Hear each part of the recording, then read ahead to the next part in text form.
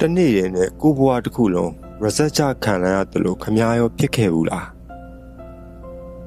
မိတ်ဆွေမနေ့ကလိုပဲဒီနေ့လည်းအလုပ်သွားမယ်ပင်ပန်းမယ်ပြန်လာမယ်ခန္ဓာကိုယ်ကပင်ပန်းတာတဲ့စိတ်ကပူပြီးမောနေတဲ့နေ့တွေရှိရနော်အထူးသဖြင့်အသက်20-30တုန်းကလို့နော်ရေးတွေကိုမတွေးပဲနေသားကြားခဲ့တာတွေကိုဒီနေ့မှပြန်သတိရလိုက်တာမျိုးပေါ့နိုင်ငံအခြေအနေကရုတ်တရက်ကြီးပြောင်းကိုဘွားကလည်းရုတ်တရက်ပြောင်း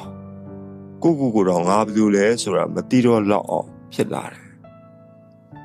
ဒီ episode 2မှာခမားနာကျင်နေတာကိုအရင်ဆုံးတည်ငြိမ်နဲ့မြင်ပေးမယ်ပြီးရင်အရန်ခတ်တဲ့အရာတွေမဟုတ်ပဲနေတိုင်းလုပ်လို့ရမယ် result habit လေးတွေ3ခုနဲ့ခမားတို့ကျွန်တော်တို့ရဲ့ mindset တွေကိုပြန်တိဆောက်သွားမယ်ခမားတယောက်တည်းမဟုတ်ဘူးမိတ်ဆွေကျွန်တော်လည်းတကယ်ဖြတ်သန်းနေရတာပါကဲကျွန်တော်တို့စကားနည်းနည်းလောက်ပြောကြရအောင်ဗျာပြန်စဉ်းစားကြည့်ရင်လွန်ခဲ့တဲ့9နှစ်လောက်တော့ကျွန်တော်တို့အားလုံးအဆင်ပြေခဲ့ကြသလိုပါပဲမနက်မိုးလင်းရုံသွားမယ်ညနေဆိုတငယ်ချင်းနဲ့အပေးစံထိုင်မယ်စိတ်ကူးရင်စရာအနာဂတ်လေးတွေကိုယ်စီရှိခဲ့ကြတယ်လေနောက်9နှစ်နေငါဘာဖြစ်ရမယ်10နှစ်နေဘာလုပ်မယ်ဆိုတဲ့စီမံကိန်းတွေလည်းရှိခဲ့ကြမှာပေါ့ဒါပေမဲ့တညာတဲ့နဲ့အရာအလုံးဇောက်ထိုးမိုးမျိုးပြောင်းလဲသွားခဲ့တယ်ဗျကိုအိမ်ကိုမိသားစုကိုပတ်ဝန်းကျင်ကိုထားခဲ့ပြီးတော့မရေရာရဲ့နေရာတစ်ခုကိုကျွန်တော်တို့ရောက်လာခဲ့ကြတယ်တချို့ကထိုင်းတချို့ကမလေးရှားတချို့ကကိုရီးယားဂျပန်နေရာရာကွာပေမဲ့စိတ်ခံစားချက်အားလုံးကတော့အတူတူလောက်ပါပဲအဲ့ဒါကျွန်တော်တို့ကိုယ်ပိုင်လက္ခဏာပျောက်သွားတာပါပဲအရင်တော့ကိုယ်နိုင်ငံမှာကိုကကျောင်းဆရာဖြစ်ချင်ဖြစ်မယ်အင်ဂျင်နီယာဖြစ်ချင်ဖြစ်မယ်ဒါမှမဟုတ်ကိုယ်ပိုင်စီးပွားရေးလေးနဲ့လူရန်စစ်နေနိုင်တဲ့သူလည်းဖြစ်ရင်ဖြစ်လိမ့်မယ်ဒါပေမဲ့ဒီကိုရောက်လာတဲ့အခါအဲ့ဒီဂုံဘုတ်တွေယာရုတွေအတွေ့အကြုံတွေအားလုံးဝေစားဟောင်းတစ်ခုလိုချွတ်ချခဲ့ရတယ်ဒီမှာသူတို့ကိုယ့်ကိုဘယ်လိုမြင်လဲလေဘာတယောက်ရွှေပြောင်းလုပ်သားတယောက်ဒါပါပဲကိုယ့်နာမည်ကိုတော့တေချာမခေါ်ကြအောင်ကိုယ့်ရဲ့ပညာအချင်းကိုလည်းစိတ်ဝင်စားကြအောင်ကိုယ့်ကိုစက်ရုံလည်းပတ်ဖို့လိုအပ်တဲ့ဝက်ဥရည်တစ်ခုစက်ပစ္စည်းတစ်ခုအနေနဲ့ပဲဆက်ဆံကြတယ်လှုပ်ချမ်းပင်ပန်းတာခံနိုင်ပါသေးတယ်ညဘက်အိတ်လိုက်အမောပြေသွားနိုင်တယ်ဒါပေမဲ့ငါဘဝဒီလောက်ပဲလားဆိုတဲ့အတွေးဝင်လာရင်တော့အဲ့ဒီစိတ်ပင်ပန်းမှုကကုရခတ်တယ်ဗျကိုတန်ဖိုးမဲ့သွားသလိုခံစားရတဲ့ဒဏ်ရာခန္ဓာကိုယ်ကဒဏ်ရာနဲ့ပို့ပြီးတော့နှက်ဆိုင်နေဒီနေရာမှာကျွန်တော်အရေးကြီးတဲ့စကားတစ်ခွန်းပြောပြချင်တယ်မိတ်ဆွေခင်ဗျားအခုခံစားနေရတဲ့နာကျင်မှုတွေဝမ်းနည်းမှုတွေဒေါသတွေအားလုံးဟာမှန်ကန်ပါတယ်ဘေးလူတွေကတော့ပြောကြတာပေါ့ယောက်ျားပဲကွာကြန့်ခံရမှာပေါ့သူများတွေအောင်လုံနိုင်တာမင်းကပါတော့ညီးနေရတယ်အလုပ်ရှိနေတာပဲကျေးဇူးတင်အောင်မယ်စသဖြင့်အဲ့ဒီစကားတွေကမှန်ကောင်းမှန်တယ်ပေမဲ့ဒီအချိန်မှာတော့နားခါတယ်ဗျခင်ဗျားနာကျင်နေတာခင်ဗျားအားနေလို့မဟုတ်ပါဘူးခင်ဗျားပင်ပန်းနေတာခင်ဗျားပြင်းလို့မဟုတ်ပါဘူးခင်ဗျားကရုတ်တရက်ပြောင်းလဲသွားတဲ့ဘဝကြီးတစ်ခုလုံးရဲ့ဝင်တော့ဝင်ဖို့ကိုပခုံးတစ်ဖက်တည်းနဲ့ထမ်းထားရလို့ဖြစ်နေတာပါတစ်ဖက်မှာမိသားစုစားဝတ်နေရေးပူရတယ်တစ်ဖက်မှာကိုယ်အနာဂတ်အတွက်ပူရတယ်ဂျားထဲမှာဘာသာစကားအခက်ခဲနိုင်ငံရေးအခြားတွေရဲ့ဥပဒေအခက်ခဲလူမျိုးရေးခွဲခြားဆက်ဆံခံရမှုတွေဒါတွေအားလုံးကိုနေတိုင်းရင်ဆိုင်နေရတာတာမန်လူတယောက်အတွက်တော့တကယ်ကိုအလွန်ကြုံဖြစ်နေပါပြီ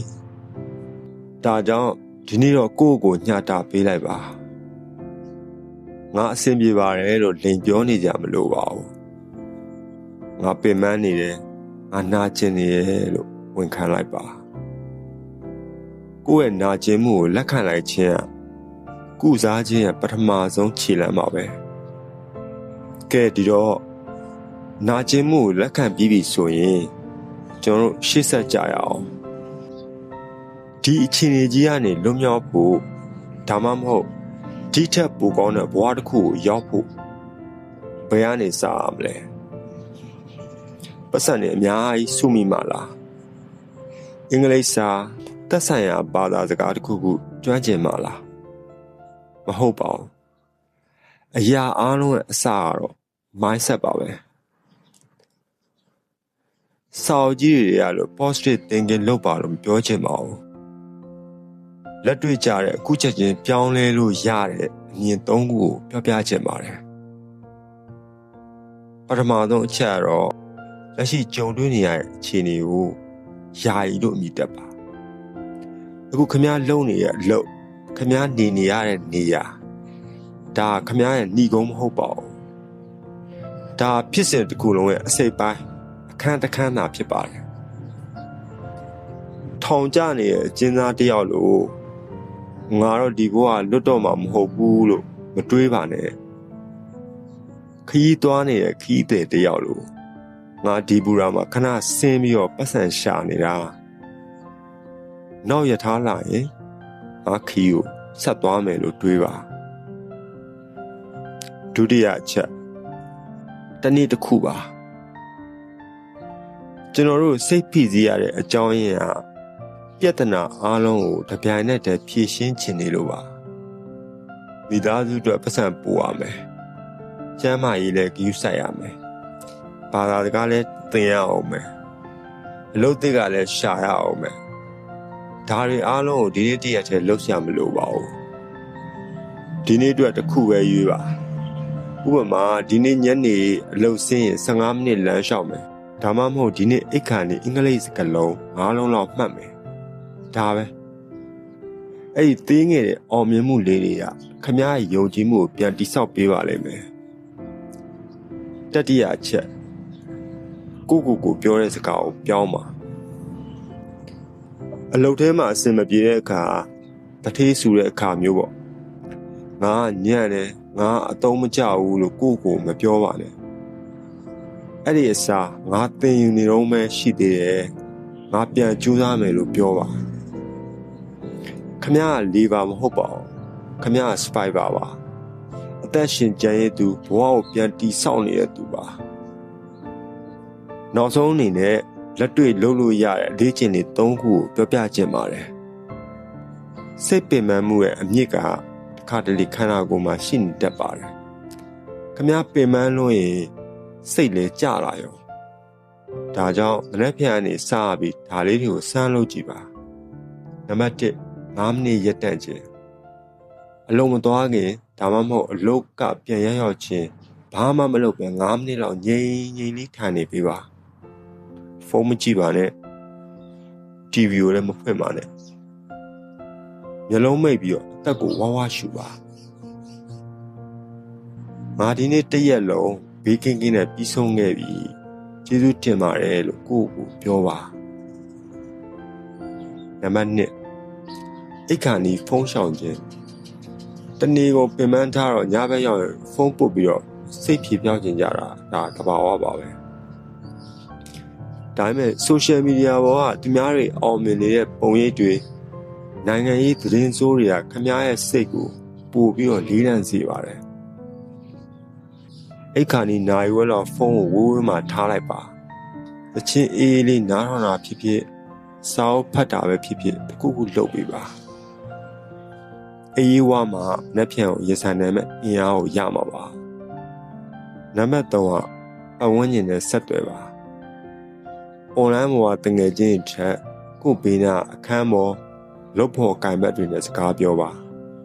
ကိုအခက်ခဲကိုဖွင့်ပြောပါသူတို့ရဲ့အခက်ခဲကိုနားထောင်ပေးပါ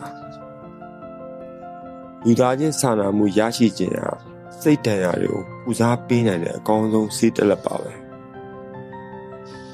အဲ့ဆိုဒီတန်လေးကိုနားထောင်ပြီးလို့ခမားရဲ့ရင်ထဲမှာတစ်ချက်လောက်ငြိမ်သက်သွားတယ်ဆိုရင်တယောက်တည်းမဟုတ်ပါလားဆိုတော့အတိလေးဝင်သွားတယ်ဆိုရင်ကျွန်တော်ဒီဗီဒီယိုလောက်ရကြနှက်ပါပြီကျွန်တော်ထပ်ပြောပါမယ်ခမားကလှုပ်ချမ်းသမားတယောက်မဟုတ်ပါဘူးခမားဟာ နိုင်ငံသားမှာဒုက္ခရောက်နေတဲ့သူလည်းမဟုတ်ပါဘူးခမားဟာဘဝဟောင်းကိုစွန့်ခွာပြီးတော့ဘဝတစ်တစ်ခုကိုတုံညာအနေပြန်လဲတိဆောက်နေတဲ့တတိရှိတဲ့သူရဲကောင်းတစ်ယောက်ပါဒီ channel ကအောင်မြင်ပြီးသားလူတွေကြွားဝါဖို့နေရာတခုမဟုတ်ပါဘူးလဲကျနေတဲ့နေရာအနေပြန်ထဖို့ကြိုးစားနေတဲ့ခင်ဗျားတို့ကျွန်တော်တို့လူတွေအတွက်အိမ်တစ်ခုပါအခုခင်ဗျားခံစားနေရတဲ့အရာကို comment မှာတစ်ချောင်းတော့ဖြစ်ဖြစ်ရေးခဲ့ပေးပါငါပင်မနေရလို့ပဲရေးငါပြန်ကြိုးစားမယ်လို့ပဲရေးကျွန်တော်အားလုံးကိုဖတ်ပြီးတော့ပြန်စားပြန်ပေးပါမယ်နောက် episode 3ကြာရင်တော့ဒီဘဝနဲ့ဘယ်လိုထွက်မလဲ